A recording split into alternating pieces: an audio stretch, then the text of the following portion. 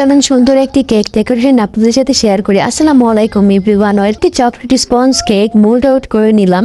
কেকটি একদম perfectly bake হয়েছে। এখন আমি এটা 3টা স্লাইস করে নিব। তারপর এটা আমি ডেকোরেশন করব। কেক শুধুর জন্য নয়, চোখের আনন্দের জন্য হয়। কেকের স্পঞ্জটা দেখেন।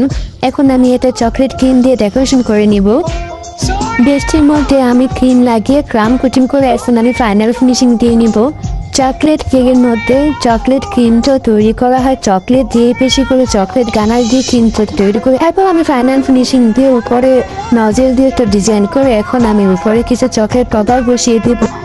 যে কেকটি অর্ডার করেছেন তিনি আমার রিপিট কাস্টমার ছিলেন। চকলেট ওভারলোড কেক এটা। তো আমি চকলেট টপার কয়েকটা উপরে এবং নিচে এখন কয়েকটা লাভ চকলেট টপার বসিয়ে দেব। কেকটা মাশাআল্লাহ অনেক বেশি চকলেটি অ্যান্ড লুকটা অনেক বেশি সুন্দর আসছে। এই খাবার দেখলেই আকর্ষণ করে, সেই খাবার খেতে অনেক মজার হয় আলহামদুলিল্লাহ।